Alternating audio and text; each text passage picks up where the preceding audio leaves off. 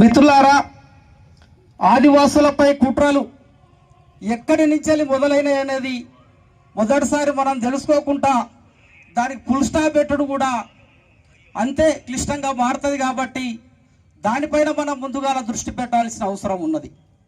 ఇవాళ తెలంగాణ ఆంధ్ర రాష్ట్రాలుగా ఎప్పుడైతే మన్యం ప్రాంతం విభజించబడ్డదో, ఆయా రాష్ట్రాలలో విభజించబడిన ఆదివాసీ ప్రజానికం మైనారిటీగా ఎప్పుడు మారిపోయినామో అప్పుడు మాత్రమే మన ప్రాంతం పైన రాజకీయ కుట్రలు, గిరిజనేతర పెట్టుబడిదారుల కుట్రలు మన ప్రాంతంపై మొదలైనది కూడా మనం మొదటిసారిగా గుర్తు పెట్టుకోవాల్సిన అవసరం ఉన్నది. అందుకే ఈ రోజున మనం భౌతికంగా విడిపోవచ్చు కానీ మానసికంగా తెలుగు రాష్ట్రాల ఆదిమ తెగలు 30 ఏదైతే ఉన్నావో అవంతా ఒక గొడుగు కింద చేరి ఉద్యమం చేయాల్సిన సందర్భంలో భాగంగానే ఈ రోజున ఇక్కడికి రావటం జరిగింది. మిత్రులారా, ఆదివాసులం 1/70 జీవో నెంబర్ 3 ఎప్పుడు కూడా వేరు కాదు.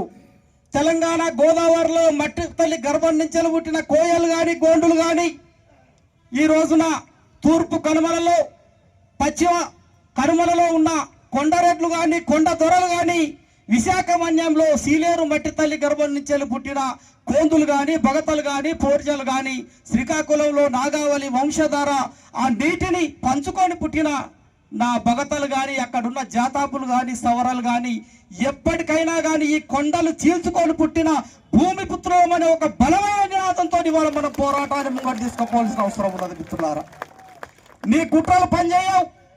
1/70 తీస్తామనే కుట్రలు పనిచేయవు. ఇవన్నీ వాళ్ళ జీవో నెంబర్ 3 కొట్టుకుపోవచ్చు కానీ 5వ షెడ్యూల్ జీవోతో ఉన్నది. GO number 3 only for govt order GO పోవచ్చు, 5వ షెడ్యూల్ పోలేదు బిడ్డ. 5వ షెడ్యూల్ అనేది కొన్ని వేల సంవత్సరాలుగా ఆదివాసుల రక్త సమాధుల మీద, ఆదివాసుల ప్రాణ త్యాగాల మీద ఏర్పడ్డ షెడ్యూల్ అనేది ఇప్పటికే మన రిటైర్డ్ కలెక్టర్ గారు మనకి చాలా స్పష్టంగా చెప్పడం జరిగింది.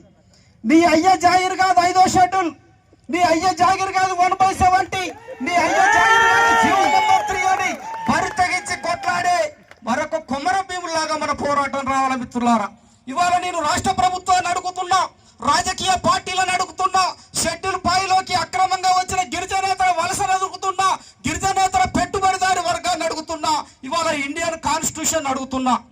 కలెక్టర్ గారు చెప్పినట్టు 1903లోనే రంపా పీతూరు ఇక్కడ మొదలైంది, 1817లోనే రంపా పీతూరు ఇక్కడ మొదలైంది, 1836లోనే రామ్జీ గోండ్ ఆదిలాబాద్ కొండల్లో 1000 ఊడుల మర్రికి ఉరితీయబడ్డ గోండులు కూడా నాకు ఈ భూభాగానికి స్వయం ప్రతిపత్తి కావాలి అన్నారు తప్ప నిజాంకు తలంచని చైతన్యం నుంచి చెబుతున్నా.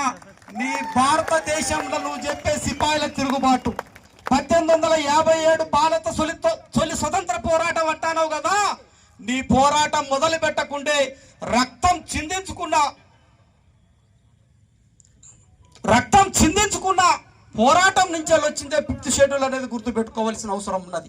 జోడేనుగాడ్ కొండల్లో కొమరం భీం పోరాటం రక్తం చిందిస్తే, తుపాకీ మూతలతోని రక్తం జోడేగాడ్ కొండల్లో గోండులో చిందిస్తేనే కదా అక్కడ షెడ్యూల్ ఏరేసి వచ్చింది. నిజాంలో తమ్మన దొర రక్తం చిందిస్తేనే కదా షెడ్యూల్ ఏరేసి వచ్చింది. ఇగో ఈ రకంగా భారతదేశంలో వచ్చిన పోరాటాల ఆధారిత సంతాల్ తిరుగుబాటు 1854 తర్వాత వచ్చిన మొదటి జిల్లాల 1874 షెడ్యూల్ జిల్లాల చట్టం నుంచి వచ్చిందా ఇవాళ 5వ షెడ్యూల్ అనేది గుర్తు పెట్టుకోవాల్సిన అవసరం ఉన్నది.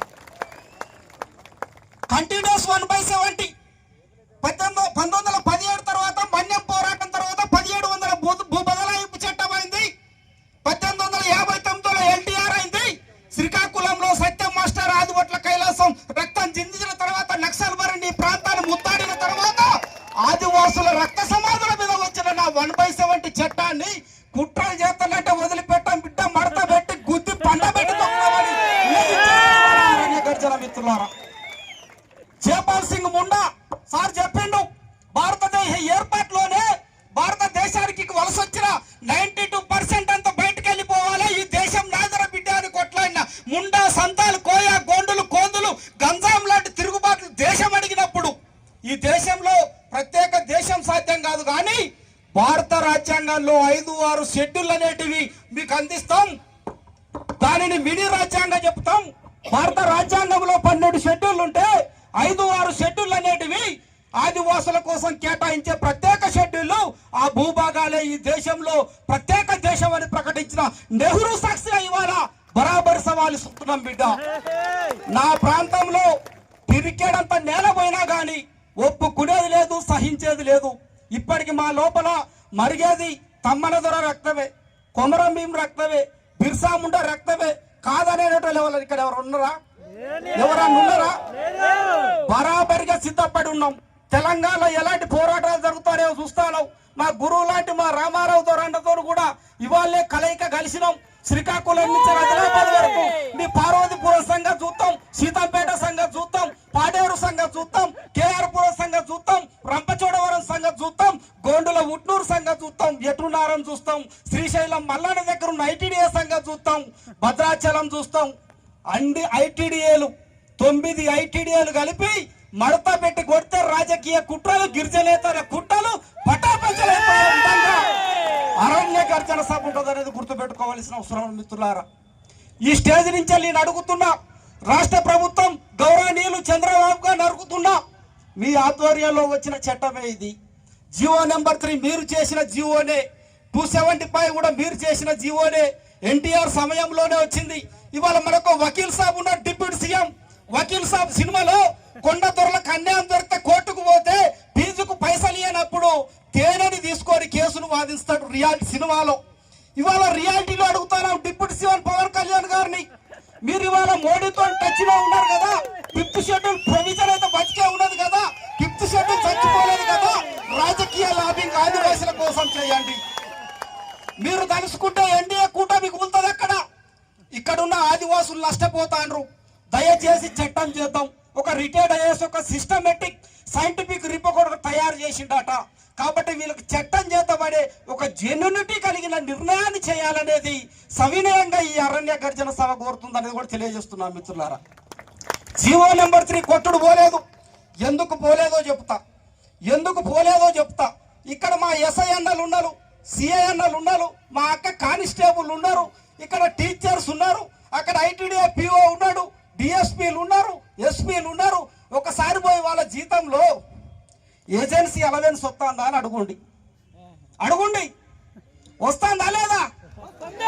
వచ్చినప్పుడు ఇక్కడ ఏజెన్సీ సర్టిఫికేట్ ఆర్టికల్ 342 ప్రకారం నా ఆదివాసులకు ఎందుకు ఇయ్యరు?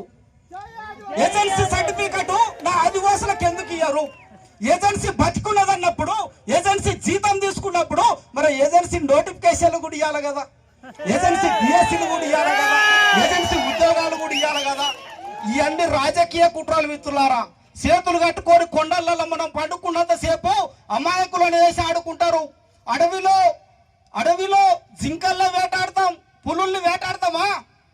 నువ్వు జింకల్లాగా ఉన్నావు కాబట్టి రాజకీయ డ్రామాలు. ఒకసారి పులిలాగా మారుండి ఎట్లుంటుందో, వేట సంగతి ఎట్లుంటుందో, పులిలాగా మారుమని చెప్పేదే మన జాకు నుంచి అరణ్య గర్జన సభ. చాలా సిస్టమేటిక్ గా సుప్రీంకోర్టు జడ్జిమెంట్ నేను కూడా చదివిన. ఫండమెంటల్ రైట్స్, భారతదేశంలో ఫండమెంటల్ రైట్స్ వయలేషన్ అవుతాయి. 100% రిజర్వేషన్ అనేది తప్పు. కాబట్టి జియో నెంబర్ 3 కొట్టేయాలి. అరే బేవకూఫ్, ఫండమెంటల్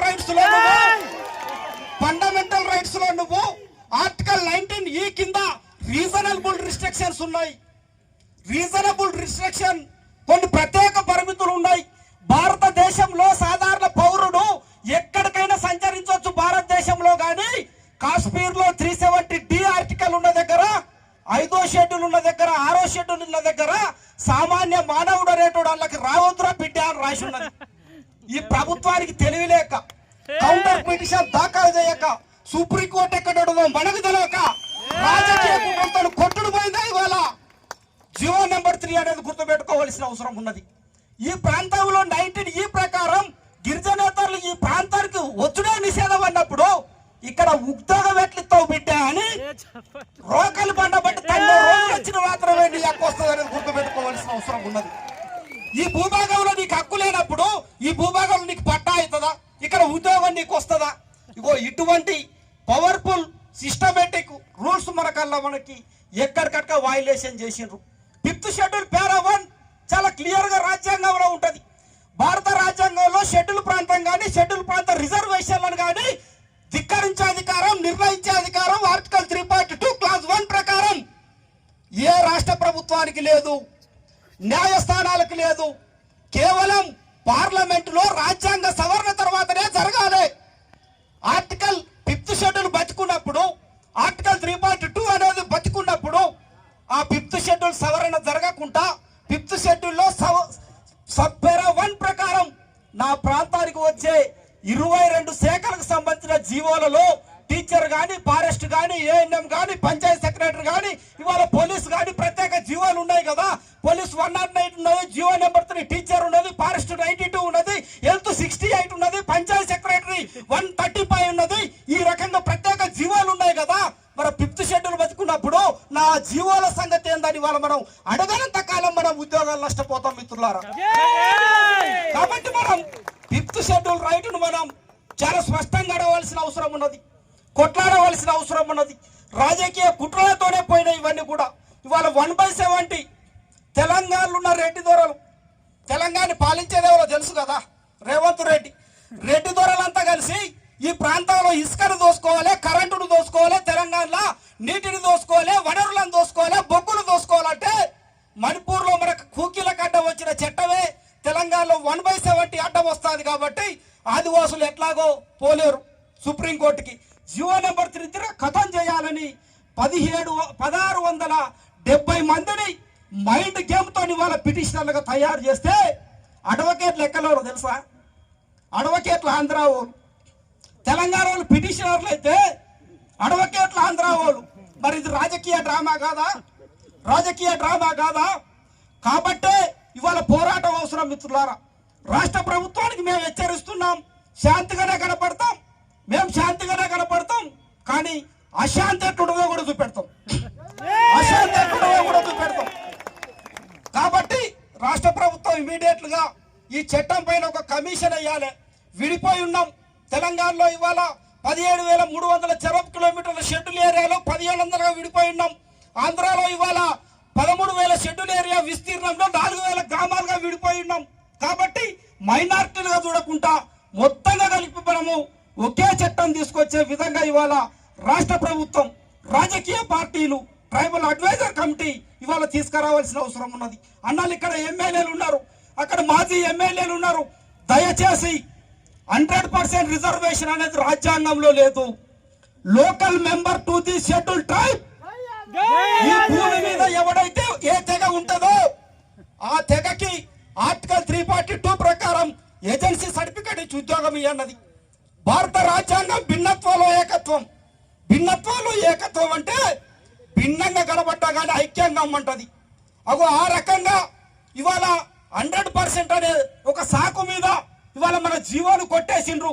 అగో దాన్ని కూడా ఇవాళ మీరు అర్థం చేయించాల్సిన బాధ్యత ఉంటది. ట్రైబల్ అడ్వైజర్ కమిటీ తీర్మానం పెట్టాల్సిన బాధ్యత ఉంటది. ఇవాళ టీఎస్సీ తీర్మానం తర్వాత 5th షెడ్యూల్ బతికే ఉన్నది. కాబట్టి నేను చెప్పిన మా డిప్యూటీ సీఎం పవన్ కళ్యాణ్ గారు, డిప్యూటీ మన సీఎం చంద్రబాబు నాయుడు గారు, ప్రతిపక్షాలు అన్ని కలిపి టీఎస్సీ అంటే నాట్ ఓన్లీ రూలింగ్ గవర్నమెంట్, ప్రతిపక్షంలో ఉన్న ఎమ్మెల్యేలు కూడా టీఎస్సీలో ఉంటారు. ఐక్యంగా ఇవాళ ఒక చట్టాన్ని తయారు చేసి కేంద్రానికి పంపాల్సిన బాధ్యత ఉన్నది. అప్పటిదాకా నోటిఫికేషన్లు నిలిపేయాల్సిన బాధ్యత కూడా ఉన్నదనే డిమాండ్ తోని మనం ముందరికి పోదాం. మిత్రులకు ఇవాళ ఏ జిల్లాలో మీటింగ్ ఉన్నా తెలంగాణ నుంచి మేమంతా కూడా వస్తాం, కలిసి కొట్లాడదాం. బతుకు లేదు, భవిష్యత్తు లేదు, నీ భూభాగం కోసం కలిసి కొట్లాడితేనే ఇవాళ మనకు మనుగడ ఉన్నది. కాబట్టి దయచేసి మిత్రులారా, దయచేసి కొంతకాలం జేఏసీ ప్రకటించిన 6 నెలల సంవత్సరమా తెగేదాకా మొదలు పెడదాం. పాము తోకైతే దొక్కినాం ఎట్లాగో, కరవక తప్పది, బొర కాబట్టి పిసికేదాకా పోలేదంటే అది కాటేసి మనం తెచ్చిపోతాం. కాబట్టి ప్రభుత్వంతో జేఏసీ పెట్టుకున్నది, కొసేలేదాకా కొట్లాడదాం. రాజకీయ జెండాలు పక్కకు పెట్టండి, రాజకీయాలకు అతీతంగా పోరాటం చేయండి. తెలంగాణ, ఆంధ్ర, తెలుగు రాష్ట్రాలమంతా ఒకటే అనే నినాదాన్ని ఈ సభ నుంచి మనం ప్రభుత్వాలకు ఇచ్చి ముంగరికి పోదామని తెలియజేస్తూ ఈ అవకాశం ఇచ్చినటువంటి ఈ యొక్క సభకు ప్రత్యేకంగా ఉద్యమవందనాలు తెలియజేస్తూ ముగిస్తున్నాం.